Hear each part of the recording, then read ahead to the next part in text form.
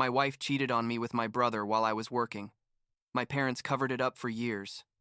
But when they tried to extort me for $100,000 with my son as hostage, security cameras caught them all, and I sent them straight to prison. I'm 34 years old. I work in artificial intelligence for a pretty big tech company in the Boston area, and honestly, I never thought I'd be writing this. But I need to get it out of my system because what happened basically destroyed any concept I had of family. I guess I should start at the beginning. When I was a kid and my brother Evan was born, I was like 8 years old, and I remember that overnight, I became invisible to my parents. It's not that it was obvious abuse, you know? It was more subtle than that. It was like I just stopped existing for them the moment Evan came into the world. Evan was always the golden child. Literally everything he did was perfect to my parents. He could get straight Fs in school, and my parents would say it was because the education system didn't understand his potential, that he was too creative for traditional classrooms. You know, those kinds of excuses. I, on the other hand, could bring home a report card with straight A's and barely get a good William while they kept watching TV. I remember one time I won a state-level science competition, like it was a big deal, and my parents didn't go because Evan had a baseball game that same day. Evan didn't even play baseball well, honestly. He spent most of the time on the bench, but there they were, screaming his name while I received my trophy alone, with my teacher as my only support. The thing is, I learned fast that if I wanted anything in life, I'd have to get it on my own. My parents bought Evan his first car when he turned 16, a brand new Honda Civic, while I had to work 3 different jobs during the summer to buy myself a used one that had like 200,000 miles on it. But that made me stronger, I guess. Or at least that's what I told myself. I focused on school like crazy, studied until 2 or 3 inches the morning every day, and it worked. I got into a top-tier university with a full scholarship, published several papers on machine learning before graduating, and got an amazing exchange program in Seoul, South Korea, during my senior year, and Seoul completely changed my life. It was the first time I felt really valued, you know what I mean? The work culture there is intense, yes, but people recognize when you make an effort, when you produce results. I was offered an amazing job at a tech startup before I graduated, and I accepted without thinking twice. My parents didn't even come to my graduation, by the way. Evan had an emergency that weekend. Something about needing help moving out of his apartment because he'd been evicted again for not paying rent, and obviously my parents chose to help him instead of watching their other son receive his degree with honors. I lived in Seoul for almost 6 years, and they were the best years of my life up to that point. I met Charlotte at an expat bar. She was an English teacher there, originally from England, but had been living in Korea for like 3 years when we met. She was beautiful, intelligent. We had incredible conversations about everything from philosophy to the best Netflix series. And I fell head over heels in love. We got married after 2 years of dating, in a small ceremony in Seoul. I invited my parents, obviously, and obviously they didn't come. They said the trip was too expensive. This despite me offering to pay for everything. But the truth is, Evan was going through a hard time again, and they needed to stay to support him. Charlotte saw how much that affected me, but never said anything negative about my family. She was always super understanding about it. Things in my career kept going incredibly well. The startup I worked for was acquired by a large American company, and they offered me a leadership position at their Cambridge, Massachusetts office, with a salary I honestly never thought I'd earn. Charlotte was excited about the move. She wanted to be closer to her family in England. Boston has direct flights. And well, a stupid part of me thought that maybe being closer to my parents would mean we could finally have some kind of normal relationship. We moved to Cambridge like 2.5 years ago. We bought a beautiful house in a quiet neighborhood, nothing super ostentatious but definitely comfortable, with 3 bedrooms because Charlotte wanted to start trying to have kids soon. At first, my parents barely visited us, maybe once every 2 or 3 months, and when they came, they were always in a hurry to leave. But then Evan showed up on the scene again. He called me one day, like out of nowhere, saying he had changed, that he was working on being a better person, and that he wanted to reconnect with his older brother. I was skeptical, honestly, because Evan had a pretty terrible track record. Over the years, I'd heard stories from my parents about his various ventures that always ended badly, about girlfriends who left him accusing him of shady things, about misunderstandings with the police that my parents always had to resolve. But Charlotte, being the kind person I thought she was, convinced me to give him a chance. She told me people can change, that maybe Evan was really trying to improve, and that I'd regret it if I didn't at least try. I agreed, with reservations. We started meeting for lunch occasionally. Evan would come to the house for family dinners, and I have to admit he seemed different. He talked about a new sales job he supposedly had, about how he was going to therapy, about his plans for the future. My parents were delighted, obviously. Finally, their two sons were united like they'd always wanted, although the truth is, they never made any effort to make that happen when we were kids. Everything started going to shit like 8 months ago. They sent me to Seoul for work, an important project that required me to be there supervising everything for 2 weeks. Charlotte couldn't come because it was mid-semester.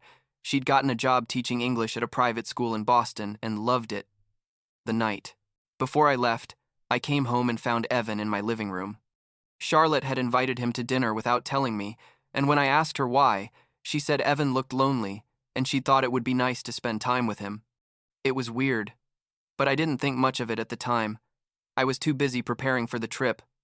While I was in Seoul, Charlotte and I talked every day by video call, but she always looked, I don't know, different. More dressed up than normal, with more makeup, and when I asked her what she'd done during the day, her answers were vague. She'd say things like, oh, nothing special, graded tests, watched some Netflix, but something felt off. I tried to ignore that little voice in my head telling me something was wrong. The work in Seoul was grueling. I was in meetings from 7 inches the morning until 9 at night almost every day, and when I finally got free, I was so exhausted I basically passed out in the hotel bed. When I returned to Boston, things felt different, immediately. Charlotte was acting strange, more distant, and Evan was suddenly at our house all the damn time. He'd come visit, like 3 or 4 times a week, always with some excuse that he was in the area or needed advice about something. My parents also started showing up more often, which should have made me happy but instead made me nervous because it had never happened before. One day I got home early from work, like at 3 inches the afternoon because a meeting was canceled, and found Evan, Charlotte, and my parents all together in my living room, having coffee and laughing. They went silent when I walked in. That kind of uncomfortable silence that happens when people were talking about you, you know? 2 weeks after my return, Charlotte organized a family dinner. She cooked all day, made that roast beef my parents love, set the table really nice with candles and everything. I thought maybe she was trying to reconnect, to make things right between us, because I felt like we'd been drifting apart. Evan arrived first, then my parents, and we all sat down to dinner. The conversation was strangely tense. Nobody was talking about anything substantial, just small talk about the weather and the news. Then, just as we were finishing dessert, Charlotte dropped the bomb. She said, I have something to announce. I'm pregnant.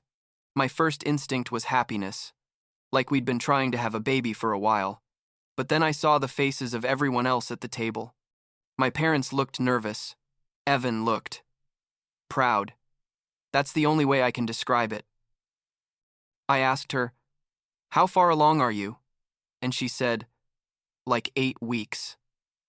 I did the quick math in my head and realized that meant she'd gotten pregnant exactly during the 2 weeks I was in Seoul. It should have been a happy moment, right? But something in the atmosphere of the room felt completely wrong. Evan then got up and hugged Charlotte, and the hug lasted too long. He said something like, wow, Charlotte, this is amazing. You're going to be a fantastic mom, and the way he said it, with so much familiarity, with so much intimacy, made something inside me click. My parents also got up to hug her, acting like she was their daughter, which they'd never done before, not even when we got married. I just sat there like an idiot, trying to process what the hell was going on. Charlotte finally looked at me and said, aren't you happy? And I said yes, that of course I was happy, but my voice sounded hollow even to myself. That night, after everyone left, I asked Charlotte directly if there was anything she needed to tell me. She acted offended, told me I was being paranoid, that the pregnancy was obviously mine, and she couldn't believe I was ruining this happy moment with my insecurities. She made me feel like shit, honestly, and I almost believed her. Almost. But something kept bothering me. Something about the way Evan had looked at her, about the way my parents were acting like they knew something I didn't. I couldn't sleep that night. I spent it tossing and turning in bed while Charlotte slept soundly beside me, and finally at 4 inches the morning I got up and went to my home office. We have security cameras in the house.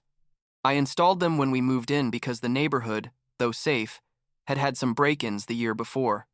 The cameras save footage to the cloud, and I had access to everything from my computer. I started reviewing the recordings from the 2 weeks I was in Seoul, fast-forwarding through them, looking for, I don't know exactly what. At first, everything seemed normal. Charlotte would come home from work, make dinner, watch TV, go to sleep. But then, on the third day, I saw someone entering the house at like 10 at night. It was Evan. He stayed until 2 inches the morning. I thought, well, maybe he came to keep her company. That's weird, but not necessarily bad. I kept reviewing. The next day, Evan arrived even earlier, like at 8 at night. On the 5th day, Evan arrived and never left. I sat there staring at the screen, my heart beating so loud I could hear it in my ears, as I watched Evan basically move into my house while I was on the other side of the world working. The cameras in the common areas didn't show anything explicit, just the two of them on the couch watching movies, cooking together, laughing. But there was a camera in the second-floor hallway, and that camera showed Evan going in and out of my bedroom, the bedroom I shared with my wife, multiple times during the night and early morning. I reviewed the rest of the 2 weeks, in a state of shock. My parents came to visit them, yes, visit the two of them, because they clearly knew what was going on. The 4 of them would have dinner together, act like a happy family, as if I simply didn't exist. In one of the recordings, I could read my mother's lips saying something to Charlotte like, "William never has to know," and Charlotte nodding. I felt like I was going to throw up. After the 6th day in Seoul, I noticed something else in the recordings. The indoor cameras had been deactivated or covered, only the outdoor ones kept working.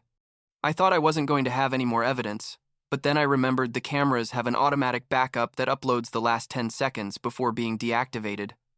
I found those clips. I don't want to go into graphic details, but it was enough. It was more than enough. I saw Evan and Charlotte kissing in my kitchen, touching each other, laughing as they uncovered one of the cameras to turn it off. The next clip showed the same thing with another camera. They'd been careless, or maybe arrogant, thinking no one would catch them. I downloaded everything, every video, every timestamp, everything. It was like 9 inches the morning by then, and Charlotte was awake, making breakfast like nothing had happened. She saw me come down the stairs with my laptop and asked if I wanted pancakes. I told her we needed to talk, and she said, "Of course, but after breakfast." I said, "No, now." I put the laptop on the kitchen table and hit play. She looked at the screen and all the blood drained from her face. She tried to say something, but I raised my hand and told her to shut up and watch. I played clip after clip, camera after camera. When I finished, she was crying, saying we could fix it, that it was a mistake, that Evan had seduced her when she was vulnerable because I was always working and never home. She tried to blame me for her affair. Can you believe it? I asked her how long this had been going on, and between sobs she admitted it had started almost from the first time Evan came to dinner months ago, that they'd been seeing each other in secret all that time. I asked her about the baby. She said she didn't know whose it was, that it could be mine or Evan's, that we'd been intimate in the days right before my trip to Seoul. I told her to leave the house, to pack her things and get out. She said she had nowhere to go, that this was her house too, and technically she was right because we were both on the deed. I called Evan. He answered on the second ring, all casual, asking me what was up. I told him to come to the house immediately, that I knew about the affair, and he went silent. Then he said, "Okay, I'm coming over," like we were going to discuss the weather. Evan arrived in 20 minutes, which meant he was close by, probably at my parents' house, which was 15 minutes away.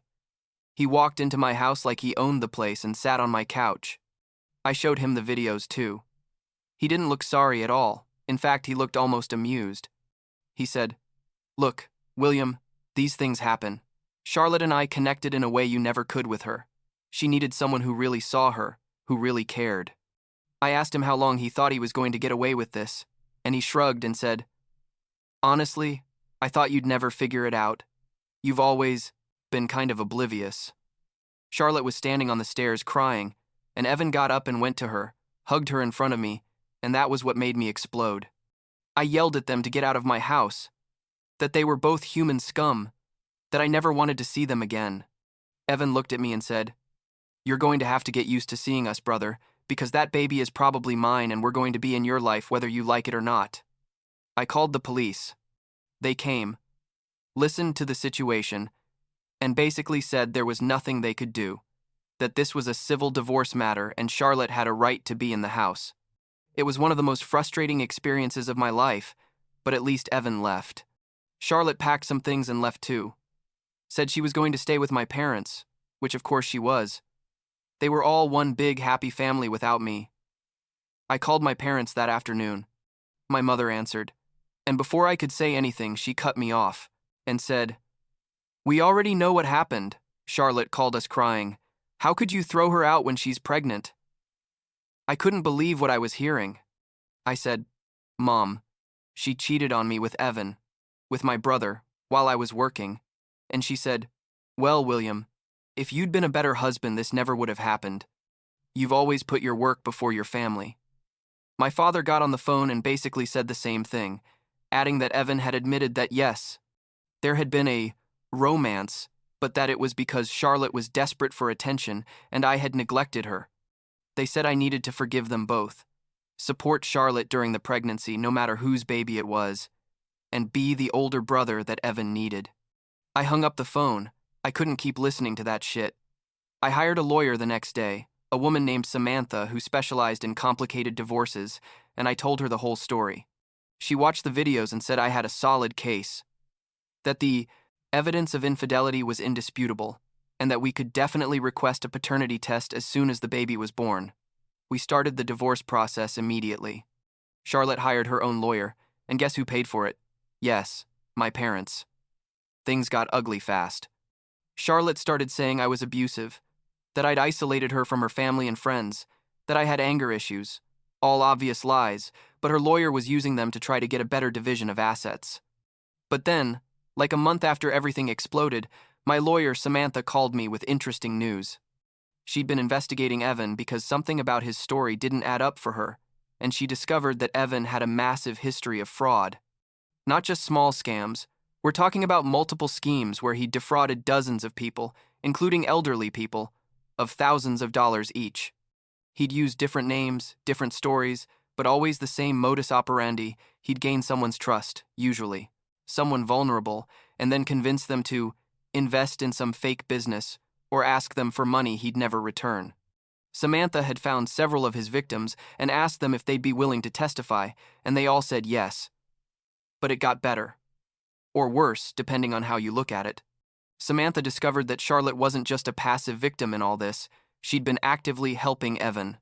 As a teacher, she had access to information about her students' parents, addresses, phone numbers, places of work, and she'd been passing that information to Evan for his schemes. Some of her students' parents had been scammed by Evan using information only Charlotte could have given him. This was huge. It wasn't just infidelity. It was conspiracy to commit fraud. Samantha immediately added this to our case and notified the appropriate authorities. Things escalated in a way I never imagined.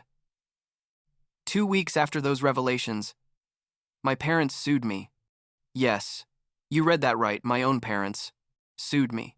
They were demanding I give them $5,000 a month for Evan to help him get established and prepare for the baby, another $3,000 a month for Charlotte, and a one-time payment of $50,000 for startup costs for some business Evan was supposedly going to open. Their argument was that I was rich, that I had a high six-figure salary, that as the older brother I had a moral responsibility to help my brother, and that as a soon-to-be father, I had a responsibility to support Charlotte regardless of whose baby it was. It was the most absurd thing I'd ever heard, but they were serious. They'd hired a lawyer and everything. Samantha was furious when she found out. She told me this was basically extortion disguised as a civil lawsuit, and that we were going to counter with everything. She started contacting all of Evan's fraud victims she could find, and we ended up with like 30 people willing to join a class action lawsuit against him. She also discovered my parents had been helping Evan hide money from his scams, acting as intermediaries, which made them accomplices.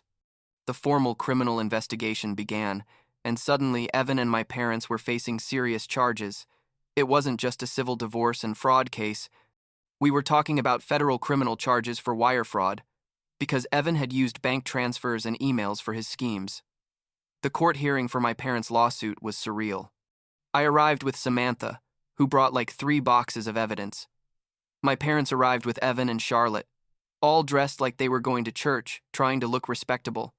The judge heard their lawyers' arguments, who basically repeated everything they'd said in the original lawsuit, adding that I had emotionally abandoned my family and had a filial obligation to support them. When it was Samantha's turn, she basically destroyed every argument in 20 minutes. She presented evidence of all of Evan's frauds, my parents' complicity, how Charlotte had used her position as a teacher to facilitate crimes, everything. The judge looked more and more upset as Samantha presented the case. When she finished, he looked at my parents and their lawyer and basically said this was one of the most frivolous lawsuits he'd seen in years, that it was clear they were trying to abuse the legal system to extort money, and that he wasn't only dismissing the case but was ordering a complete investigation of my parents' finances for their potential participation in Evan's fraud schemes. My mother started crying in the courtroom. My father turned red with rage, and Evan looked like he'd finally realized his luck had run out. After the hearing, as we were leaving the courthouse, Charlotte tried to approach me. She was crying, saying she was sorry, that she'd made a terrible mistake, that Evan had manipulated her, that the baby was mine and she knew it. Please don't let them put her in prison because she was pregnant.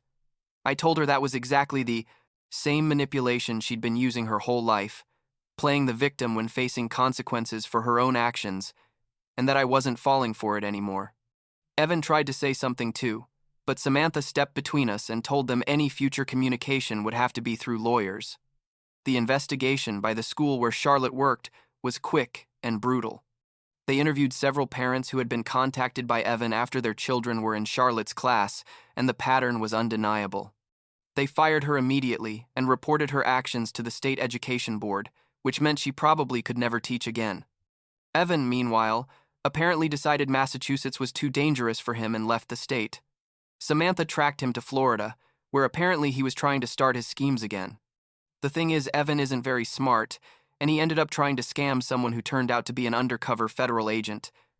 They arrested him in Florida, and he was extradited back to Massachusetts to face all the accumulated charges. The paternity test finally happened after the baby was born. Turns out the baby is mine, biologically at least. Charlotte tried to use this as leverage to get me to withdraw the divorce, sending me messages saying, now that we knew it was my son, we needed to give the baby a family, that we could get through this if only I forgave. I told her through my lawyer that we'd continue with the divorce, but I'd request full custody of the baby once all the criminal cases against her were resolved. She then changed tactics and said she'd never let me see the baby, that she was going to move back to England and I'd have to fight in international courts if I wanted any kind of access. But Charlotte made one final massive mistake. One night, like 2 months ago, she and Evan showed up at my door. They were both there, with the baby, and they started demanding money.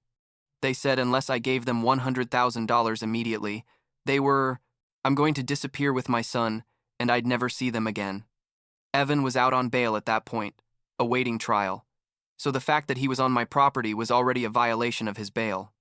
But more importantly, I have security cameras. Remember? I captured the entire interaction, their explicit threats, the extortion attempt, everything. I called the police while they were still at my door, and this time they did something. They arrested them both immediately. The baby was placed in temporary custody of social services, and I requested emergency custody, which was granted to me 2 days later.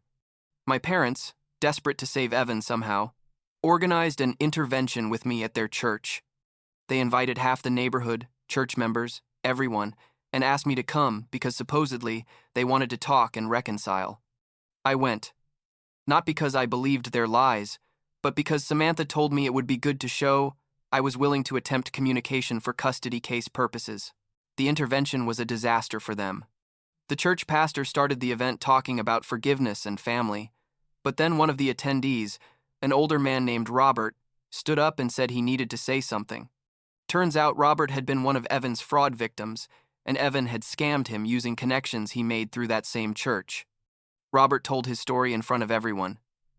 How Evan had gained his trust over months attending services, how he'd sold him the story of a real estate investment opportunity, how he'd gotten $35,000 of his retirement savings from him. Then another person stood up and shared a similar story. And then another.